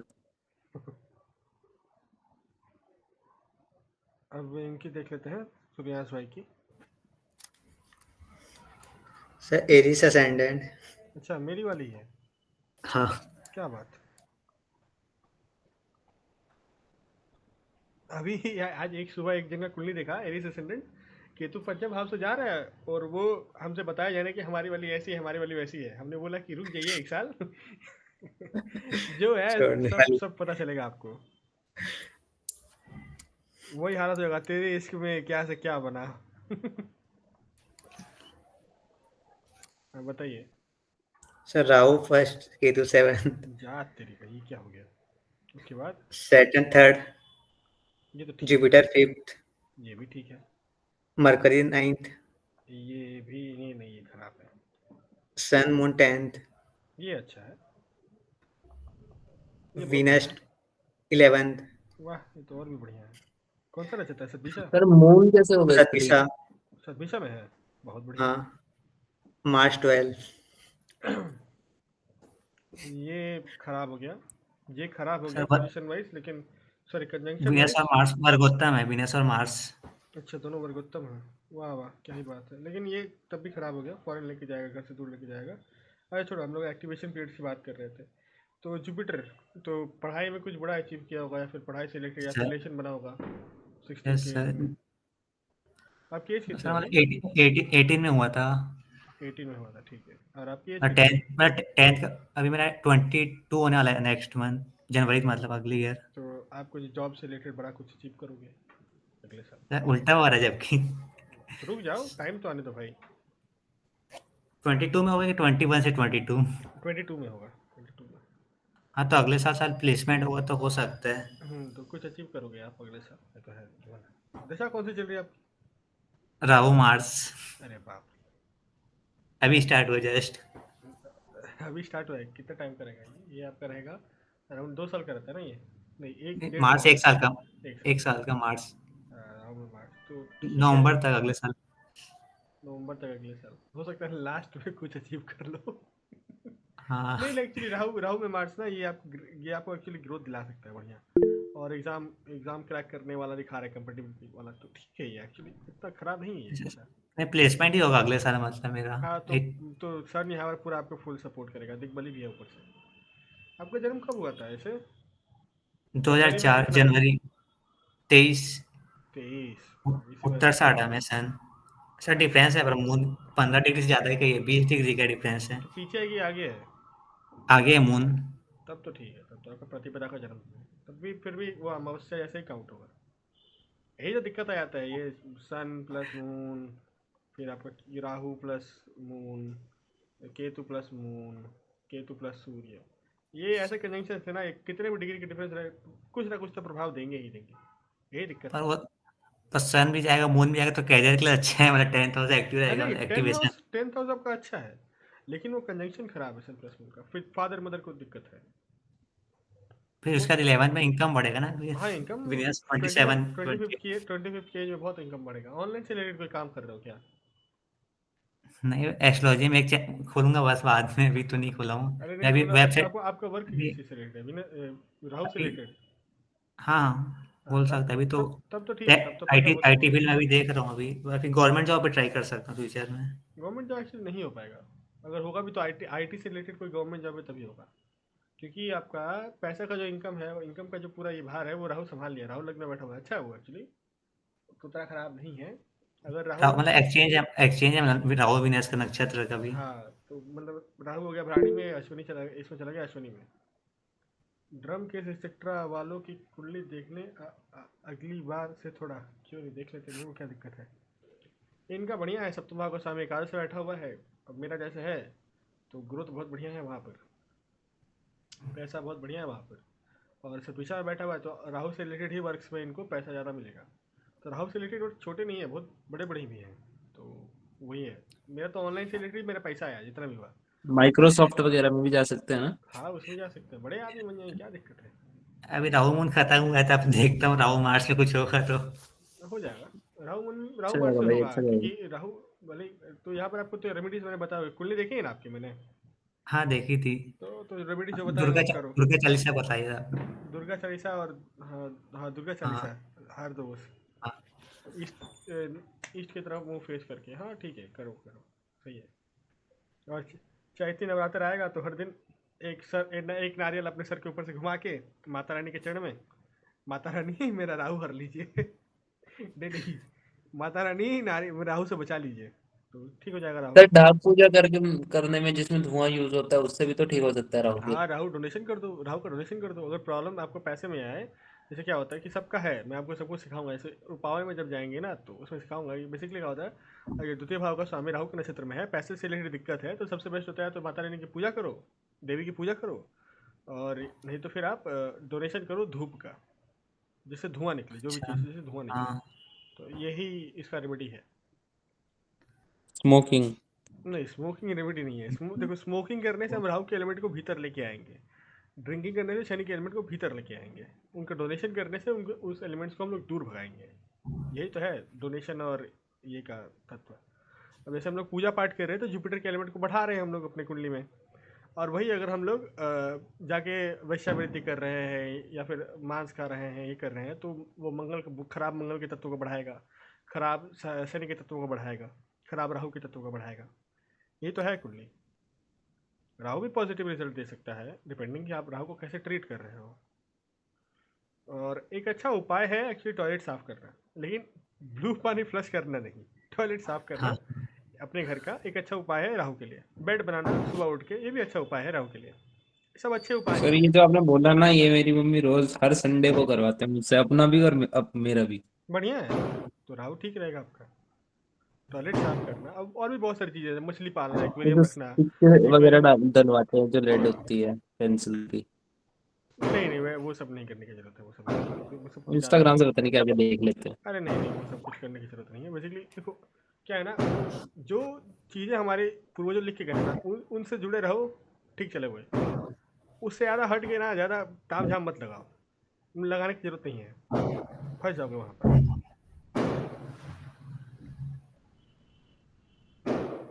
आजकल आदमी मॉडर्न बनने के जगह पर कुछ भी आदमी कर रहा है। बोल रहे हैं, कोई कोई एस्ट्रोलॉजर तो बोल रहे हैं कि जो टॉयलेट है वहीं पे दिया जलाओ, राहु को प्रसन्न करो। अरे भाई, तुम क्या घर में लेके आओगे तुमको खुद नहीं पता। और एक तो है एक राहु की शमशान की मिट्टी घर हाँ, पे। शमशान की मिट्टी घर में लाके छिड़को। वो तो 8 हाउस एक्टिव हो जाएगा। अरे 8 हाउस पूरी कुंडली का बैंड बज जाएगा। कुंडली तुम्हारे घर में कौन कौन आएगा तुमको पता नहीं चलेगा। आकुनी डाकुनी पिशाचिनी क्या क्या आ रेंट जाएगी आपको रेंट नहीं पता। देना होगा मैडम। सबसे बढ़िया तो है जो कि शमशान में कोई तंत्र मंत्र कर रहा है ना, जाके किसी खोपड़ी उठा कर लेके चले आओ ना, क्या दिक्कत है? कोई सर दिक्कत है? शमशान में स्नान करने से क्या मतलब कोई रेमेडी होती है क्या शमशान का नहीं स्नान? यार, ऐसा कुछ नहीं होता है। ये सब फालतू चीज़, ये सब नहीं करनी चाहिए। शमशान से दूर रहना चाहिए हमको। लाइक शमशान लोग बोलते हैं कि तुम्हारे को ऐसा माया का लगे रहूंगा तो शमशान में बैठ जाके थोड़ी देर फिर आओ। नहीं, मणिकर्णिका घाट पे, शमशान में नहीं, मणिकर्णिका घाट पे वहाँ पर एक अलग चीज़ है। वहाँ पर एक इटरनल फ्लेम है जो आपको समझ में आएगा। वहाँ पर जब जाओगे तब आपको समझ में आएगा, ऐसे नहीं बता सकता। वहाँ पर एक चीज़ है, मणिकर्णिका घाट का एक चीज़ है जो आपको समझाता है कि लाइफ कुछ नहीं है। कितने ही बड़े बड़े सेठ जो हैं वहाँ पर जलते हैं, कितने ही बड़े बड़े सेठ जलते हैं, कितने गरीब गरीब लोग भी जल जाते हैं। वहीं पे जल रहा है चिता, और पास ही में लोग वहीं से पानी लेके जा रहे हैं शिव जी के लिए। तो लाइफ का जो इटरनल साइकिल है वही है। अमेरिका से भी आते हैं बड़ी सोई, तो वो एक लाइफ का इटरनल साइकिल बन गया है। वो आपको दिखाई पड़ता है वहाँ पर जब आप बैठोगे। देखो गूजबम्स आ रहे हैं मुझे, लेकिन वो आप ऑब्जर्व करते हो खुद से कि मतलब एक तरफ चिता जल रही है। मतलब आप, एक जगह है काशी कॉरिडोर, वहाँ पर ऊपर एक जगह है जहाँ से देख सकते हो चीज़ें, तो वहाँ चिता जलती हुई दिखाई पड़ती है। तो आपको दिखाई पड़ रहा है कि चिता जल रही है एक तरफ, और एक तरफ पूरा लाइफ है, पूरा भीड़ लगा हुआ है किस चीज़ के लिए? गंगा आरती देखने के लिए। तो आप बीच में हो, आप बीच में रहोगे। 6 बजे जाना, काशी कॉरिडोर के ठीक मतलब ऊपर एक जगह पर है। तो एक जब आपने लेफ्ट में देखोगे तो पता चलेगा कि मतलब चिताएं जल रही हैं, और एक तरफ में लोग भीड़ लगा के खड़े हैं गंगा आरती देखने के लिए। तो उस समय पे आपको एक रियलाइजेशन होगा, और रियलाइजेशन में आपको बता नहीं सकता, आपको अलग एक तरह से होता है। एक और है कि हम लोग गए थे सुबह, नहा के हम लोग जाते हैं विश्वनाथ जी का दर्शन करने, काशी से मणिकर्णिका घाट पर नहाते हैं, वहीं से पानी लेके जाते हैं। मणिकर्णिका घाट आगे से वहाँ पर एक और मंदिर भी है जो कि डूब रहा है। वैसे उसका कहानी है, उसका पूरा आधा मिट्टी में है तब भी टिका हुआ है। वो मंदिर का हाँ, अपना खुद टेढ़ा का हो गया ना थोड़ा। हाँ टेढ़ा हो गया ना। हाँ हाँ, वो मंदिर का अपना हाँ, खुद का गया कहानी है। था। वहाँ वहाँ पर शिवलिंग पे भी हम लोग जल चढ़ाते हैं। तो वो वो मतलब वहीं से हम लोग जा रहे थे, तो मतलब वही बॉडीज आती हैं। यहाँ पर ऐसा है ना कि सब लोग बोलते हैं कहीं और पे कि अगर बॉडी देख लो तो नज़र झुका लो या फिर सैड हो जाओ। वहाँ पर बोला जाता है, बनारस का है, कि अगर बॉडी दिखाई पड़ती है तो खुश हो जाओ। क्यों? क्योंकि एक और आदमी को मोक्ष मिल गया। यही यही वहाँ का नियम है कि खुश हो जाओ, कि बाबा एक और आदमी को मोक्ष दे देंगे। वहाँ पर नियम ही अलग है, वहाँ पर कुछ अलग ही। काशी का बात ही अलग है। काशी अलग है भाई, वहाँ का बात बहुत अलग है। काशी से हट के मतलब मन कर रहा है साला सही में काशी में बच जाए। बस ये नेट की दिक्कत है, वरना मैं सही में चला जाता वहाँ पर। मुझे कोई दिक्कत नहीं है। काल भैरव जी भी मुक्ति नहीं, नहीं नहीं, काल भैरव जी मुक्ति नहीं देते हैं। काल भैरव जी दंड देते हैं, दंड देते हैं वो। ठीक। नहीं उनको भी वो कटे शीश से मुक्ति मिली थी क्या वहाँ हाँ, ब्रह्मा जी की? मिली थी कटी सी ब्रह्म हत्या से उनको मुक्ति वहाँ पर मिली थी, तो वहीं पे वो बस गए। बात सही है। लेकिन काल भैरव वहाँ पर पूरा नियम है। देखो बताता हूँ, अगर कोई काशी में मरता है, ऐसा एक्चुअली आप, ऐसा नहीं है कि काशी में सिर्फ जल जाओगे ना तो आपको मुक्ति मिल जाएगी, नहीं। काशी में आपको रहना पड़ता है, काशी को जीना पड़ता है, और फिर काशी में मरोगे और फिर मणिकर्णिका में जलोगे तब मुक्ति मिलेगी। या फिर ऐसा भी है कि अगर काशी में आप जी चुके हो, कहीं और गए मर गए, लेकिन फिर वापस आके मणिकर्णिका में जल गए, तभी मुक्ति मिल जाएगी। लेकिन एक्चुअली जो पहला वाला था उसमें, जैसे आप काशी में जब मरते हो ना, तो काल भैरव मृत्यु से ठीक एक क्षण पहले आते हैं।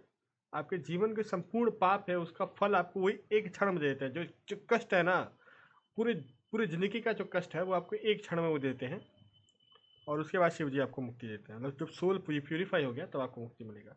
क्योंकि तो सर्व क्षण कैसा होता है कभी? बहुत बहुत पेनफुल होता है, बहुत पेनफुल होता है।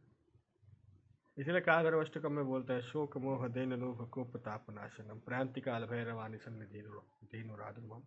बहुत, काल भैरव का बात अलग है, उनका भी सब कुछ का बात ही अलग है। वो काशी का बात ही अलग है। वहाँ पर पूरा एक विचित्र पुण्य वर्धनम। शोक मोह दैन लोभ को प्रताप नाशनम।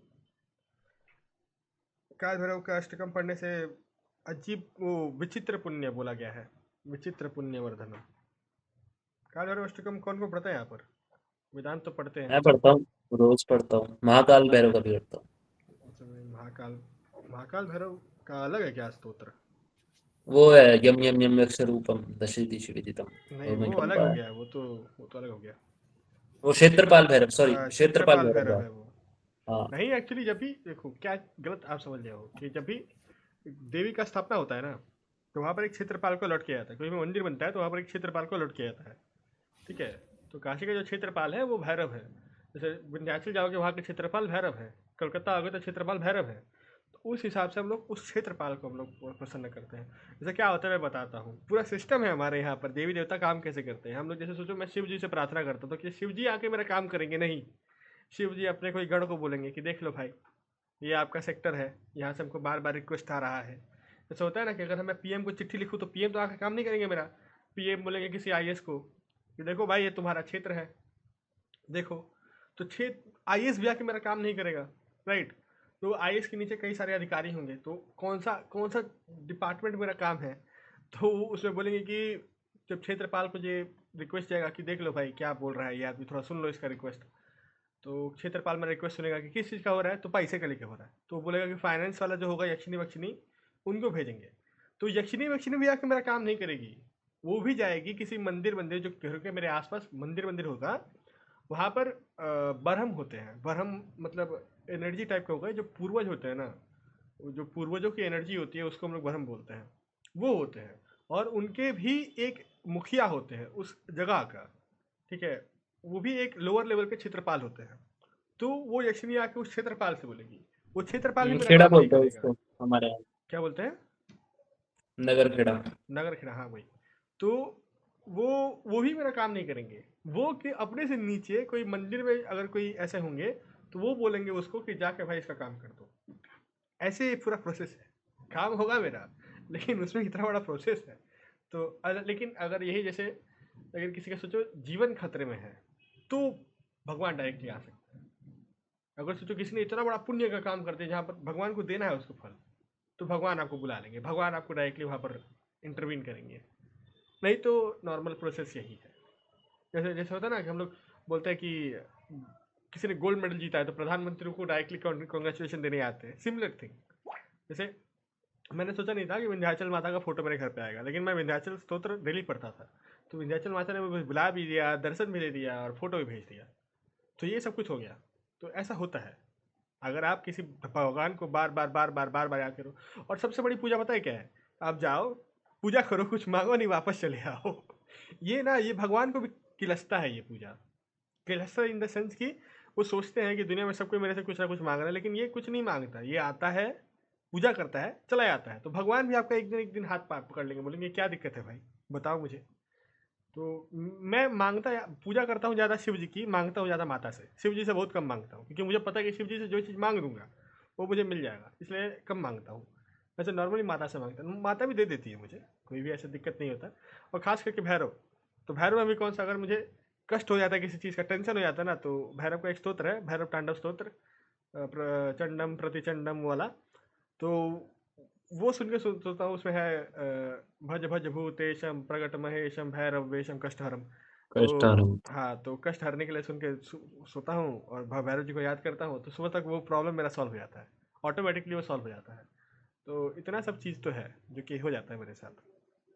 ये घर शेयर। में तो नॉर्मल लोगों को इनके बटुक या बाल भैरव की स्थापना करनी चाहिए माता के साथ करनी हाँ, हो तो। कर देनी चाहिए, बटुक भैरव की पूजा करनी चाहिए। बटुक भैरव को अगर हम्म। आप पूजा कर रहे हो तो नॉर्मल वृद्धि होती है घर में। जैसे बटुक भैरव की सबसे बढ़िया पूजा कहाँ होती है, तो जैसे भैरव चालीसा बहुत बढ़िया है। भैरव चालीसा कभी सुने हो? बहुत बढ़िया है, सुनो आज। नहीं, अष्टोत्तर से भी करते हैं नहीं उनके, नहीं, हम अष्टोत्तर भैरव से करते भैरव हैं घर चालीसा पे। सुन के देखो ना, अगर बॉडी शुद्ध है आपका तो आज लगाना भैरव चालीसा और सुनना, बहुत बढ़िया है। हम्म। बहुत बढ़िया है वो, उसमें सारे सारे हैं, सारे भैरव का मेंशन किया हुआ है, सारे भैरव का कैसे हैं और क्या है। बहुत बढ़िया से उसका मेरे को पूरा मतलब याद है, लेकिन देख के पढ़ना पड़ता है, ऐसे उतना याद नहीं है। पढ़ना छोड़ दिया है मैंने भैरव चालीसा, कम पढ़ता हूँ अब। आगे बहुत आगे ऐसे पढ़ देता था, अभी नहीं याद। अभी याद है लोग गणेश। बोलते हैं बजरंग बाण भी नहीं पढ़ना चाहिए। नहीं, बजरंग बाण पढ़ सकते हो, उसको कोई दिक्कत नहीं। देखो वो बोलते हैं कि तुलसीदास राम जी जी ने की जो भी, पसंद। नहीं तुलसीदास जी ने, तो आप भगवान जी को, बजरंग बली को किस चीज़ का आप संकल्प देते हो? बोलते हो कि एक मिनट रुकना। आप बोलते हो कि कैसे था वो, सबको तो ही राम दुहाई पाए पर कर जोर मिलाई, नहीं उससे पहले आता है। रुको,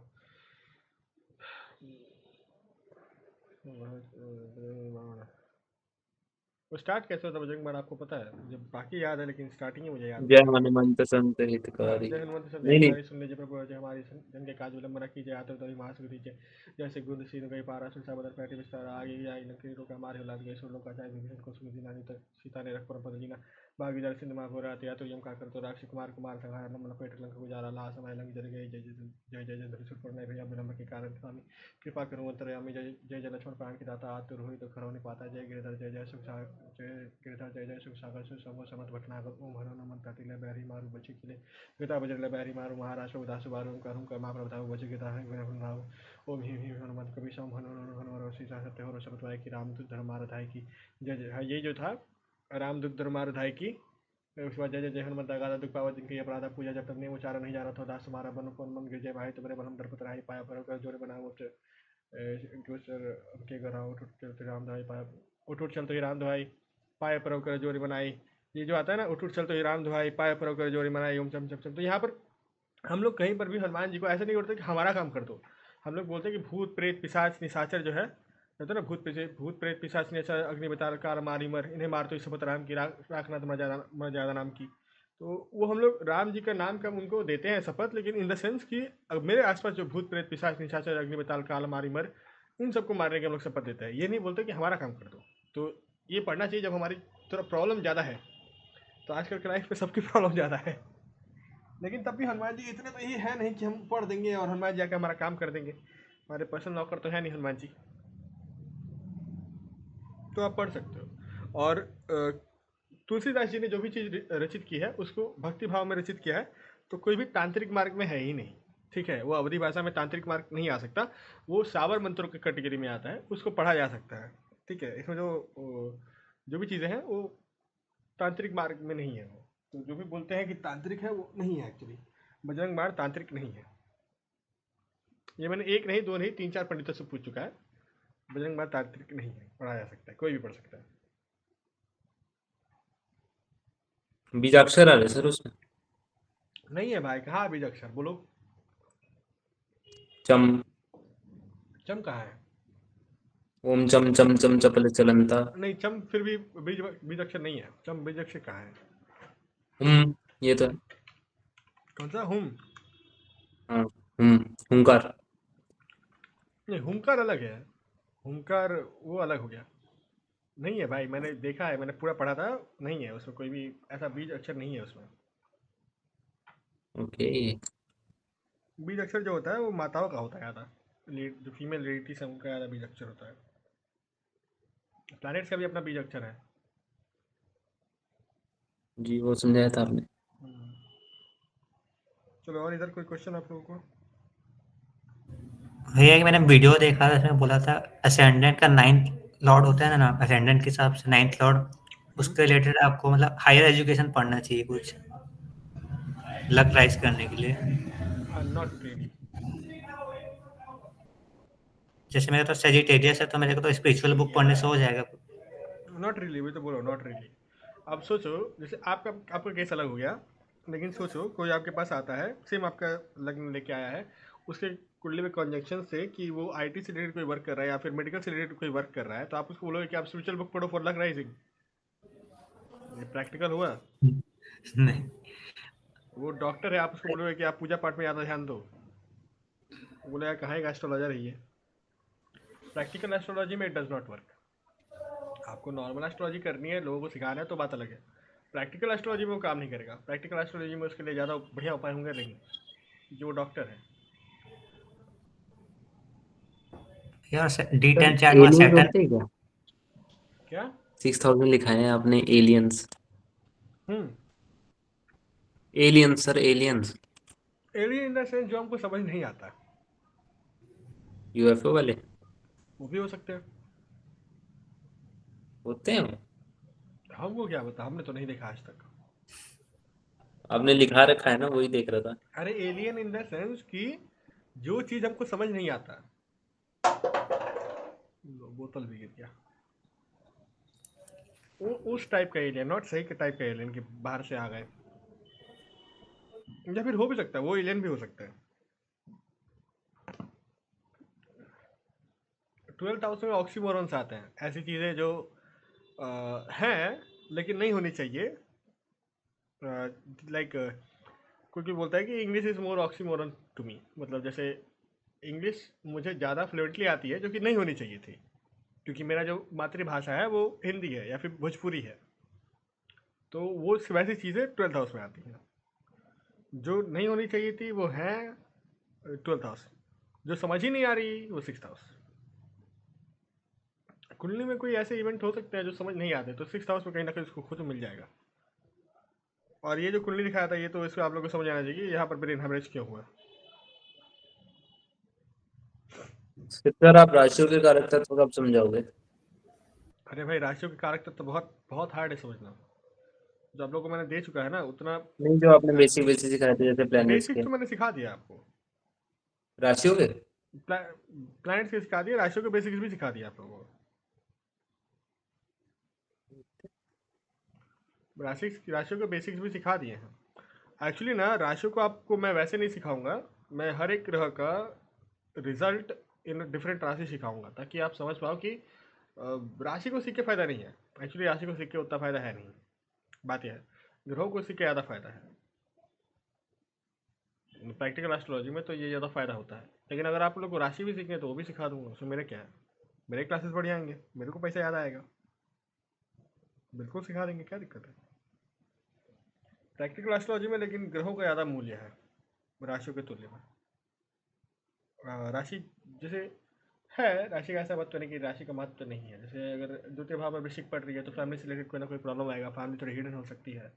धन आ रही है तो फैमिली थोड़ी, जैसे सिंह आ रही है तो फैमिली लॉयल रॉयल लिनिएज से आ सकती है। एरीज आ रही है तो अगेन लॉयल लिनिएज। सेजिटेरियस आ रहा है तो रॉयल लिनिएज से आ सकती है। टॉरस आ रहा है तो कोई फार्मिंग बैकग्राउंड से हो सकता है, या फिर वर्किंग बैकग्राउंड से हो सकता है। कन्या में भी सेम आएगा। ऐसी सब चीज़ें आप देख सकते हो। तो हाँ, वो मैटर करता है, बट उतना ही मैटर नहीं करता। अब 12th हाउस में कौन सी राशि पड़ रही है उसके ऊपर चीज़ डिपेंड करती हैं। है ऐसा नहीं कि डिपेंड नहीं करेगा, करेगा लेकिन कम भाव में करेगा। ठीक है, उसके फिर आपको अगर किसी भी, अगर आप देखना चालू करोगे ना, तो पहले पहले आप देखो कि राशि कौन सी फॉल कर रही है, फिर देखो कि उसका लॉर्ड कितना दूरी पे है। उसके बाद देखो उस घर में कौन सा ये है, प्लानट है। या फिर अगर उस घर में कोई प्लानट नहीं है तो उसका स्वामी कहाँ पर बैठा हुआ है उससे। तो ये सारी चीज़ें आपको देखनी पड़ती है।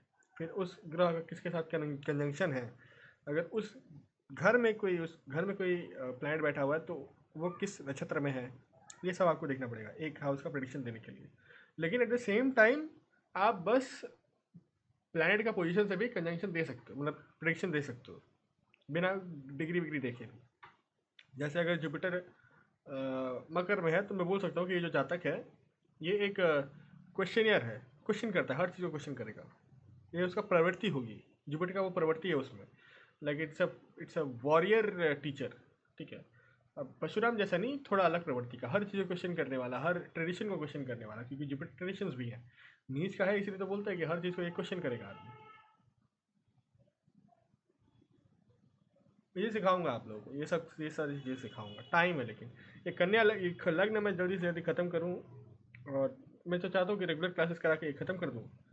और उसके बाद फिर हम लोग ये ख़त्म हो जाएगा ना, उसके बाद फिर उपाय में जाएंगे। कुछ कुछ उपाय जैसे बिगनर लेवल के उपाय बताऊंगा। फिर आप लोगों का जो बिगनर कोर्स है वो ख़त्म हो गया। उसके बाद जो होगा वो मीडियम लेवल पे होगा, वहाँ पर हम लोग डिविजनल चार्ट के बारे में बात करेंगे। ग्रहों की दृष्टि एक दूसरे के ऊपर, जैसे जो सैटर्न अगर तीसरी दृष्टि देख रहा है मरकरी को, और मरकरी बैठा हुआ है सोचो तुला राशि में, तो वो क्या फल देगा, राइट, तो आपको पता नहीं। तो ये सारे फल हो गए। उसके बाद दृष्टियों के बारे में बात करेंगे। उसके बाद हम लोग भावाध्यान तो हो चुका है, नॉर्मल प्लेसमेंट्स तो हो चुके हैं। तो वहाँ पर फिर हम लोग अब टाइम प्रडिक्शंस पे जाएंगे कि कैसे किसी चीज़ का हम लोग टाइम प्रडिक्शन कर सकते हैं, उस चीज़ पे जाएंगे। फिर नवमांश को हम लोग डिटेल में समझेंगे, दशमांश को डिटेल में समझेंगे। जो जो मोस्ट इंपॉर्टेंट जो चार्ट्स हैं उनको हम लोग डिटेल में समझेंगे। मैं आपको D30 नहीं पढ़ाने जा रहा क्योंकि कोई काम ही नहीं आता ज़्यादा उसका। कोई आपसे नहीं पूछने वाला प्रैक्टिकल एस्ट्रोलॉजी में कि ये बताओ कि मेरे कौन से कर्म बाकी हैं कि मैं उसको चुका पाऊँ, ताकि मैं आगे बढ़ पाऊँ स्पिरिचुअलिटी में। वो ये आपसे कोई पूछेगा ही नहीं। आपसे लोग पूछेंगे पैसा कितना आएगा मेरे पास, पैसा कैसा है, शादी कब होगी, बच्चे कितने हैं, घर ले सकता हूँ, गाड़ी ले सकता हूँ, गाड़ी कब लूँ, गाड़ी का कलर कौन सा लूँ, ये पूछेंगे। लेकिन ये कभी कोई आपसे पूछेगा कि मेरे पाप कौन से हैं। नहीं पूछेगा कोई, और आप बताओगे भी नहीं, क्योंकि आपके पास 1 घंटे में आप कितना बता सकते हो, फेड अप हो जाओगे आप। जब हम लोग एडवांस में जाएंगे तब वहाँ पर ये सारी चीज़ें आपको सिखाऊंगा, जैसे ये सारी चीज़ें हो गई, फिर नक्षत्र वाली चीज़ें हो गई। तो बहुत बड़ा है, लाइक अगर नक्षत्र में आपको सिखाने सिर्फ जाऊँ ना, तो नक्षत्र सिखाते सिखाते मैं पागल हो जाऊंगा, मतलब इतने ज़्यादा नक्षत्र हैं कि आप पागल हो जाओगे। 27 नक्षत्र है, 28, हर एक ग्रह का हर एक पद में रिजल्ट मेरे पास है, लिख कर रखा हूँ। तो बहुत बड़ा है वो। मैं रिकॉर्डिंग बंद कर देता हूँ, क्योंकि रिकॉर्डिंग इसका फ़ायदा है नहीं।